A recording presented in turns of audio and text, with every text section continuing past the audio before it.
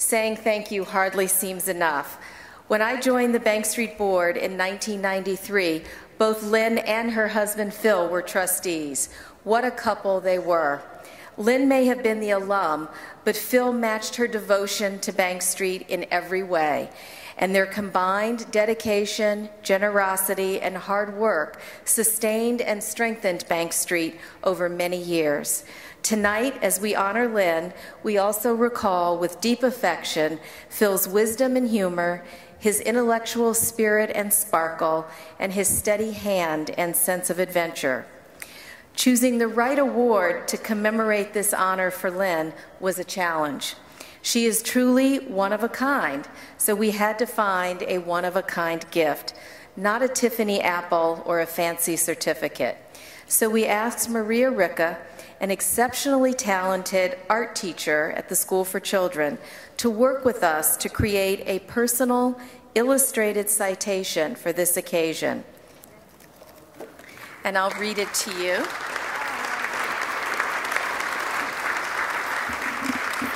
Lynn G. Strauss, educator of young children, pioneer of early childhood programs, exemplary Bank Street alumna and trustee, inspiring advocate for infants, toddlers, and families.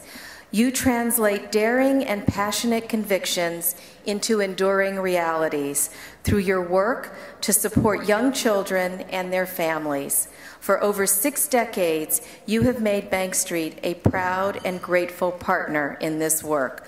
With deep admiration, affection, and appreciation, the Bank Street College Board of Trustees and Community, April 27th, 2015. Thank you.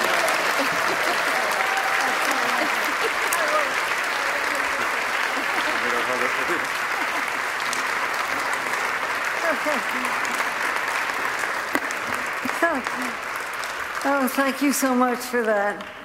So good evening, old friends and new. It gives me great pleasure to welcome you here tonight. It pays to get old. You get such nice things said about you. Thank you, Virginia. Yeah. Yes, it pays to get old. It's only with longevity and patience that progress can be seen and changes that you dream about actually do come true. Here are some examples. Many years ago, in the late 1950s and 60s, while Jack Niemeyer was president of Bank Street, he was also head of the National Kindergartens Association. I worked with him on that board to support its efforts to create kindergartens in the country's public schools. Eventually, every state did have kindergartens in their schools, so the change we had hoped for had come true. We were able to disband that organization, our mission accomplished. Now the time for pre-kindergarten has come. Even before the interest in pre-kindergarten, Bank Street had been in the forefront of the movement to meet the needs of 4-year-olds. It had a strong presence in the original Head Start movement and currently has an excellent Head Start program downtown. This year, as New York City greatly expanded the opportunity for 4-year-olds to attend pre-kindergarten, Bank Street was able, at a moment's notice last summer, to put together a summertime training and follow-up program for the teachers of this program. That teacher education course was especially helpful to the many elementary school teachers who, as they were to teach much younger children, needed to move to a child-centered developmental approach that was be more appropriate to preschoolers. The time is coming when we will have universal pre-kindergarten in public schools. Progress indeed. But we still have a long way to go before we can ensure that all of our children have a good start on their way to optimum development. We are way behind other nations in providing necessary services and quality care to our babies and toddlers. This is not all new to Bank Street. It has always had some interest in the youngest children. Lucy Sprague Mitchell started her Bank Street research with babies as well as school-age children.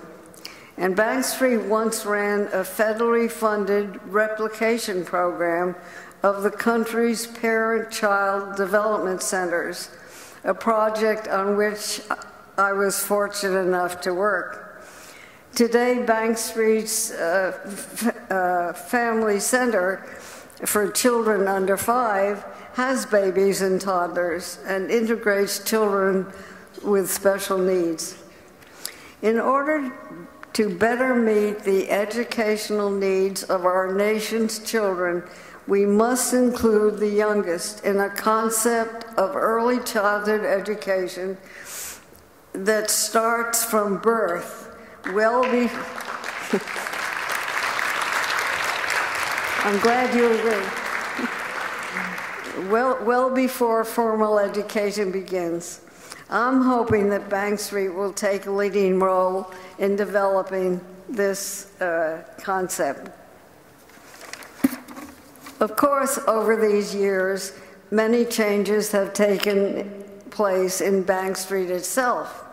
In 1946, I attended Bank Street's one-year program for student teachers. Bank Street wouldn't offer master's degrees until later. The student teachers and the nursery school children all met in an old industrial building that was literally on Bank Street. There, the nursery school-age children could learn their here's and now's by studying their building, seeing the exposed pipes, and tracing their roots through the floors. We 20 or so student teachers were the one and only Bank Street class for teachers. The nursery school and the local schools served as our laboratories. We had a model of supervised class fieldwork and advisement that consisted of 4 days working in the field.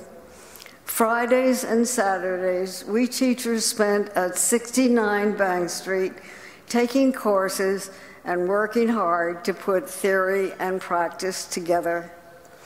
This model of teacher education was a forerunner for the residency model that's coming into view now. So look at Bank Street now. It runs a whole elementary school and graduates hundreds of children from a variety of programs. In my long time with Bank Street, I have watched it change and grow while staying true to its values. Today it is exhilarating to see it moving ahead with renewed vision and leadership.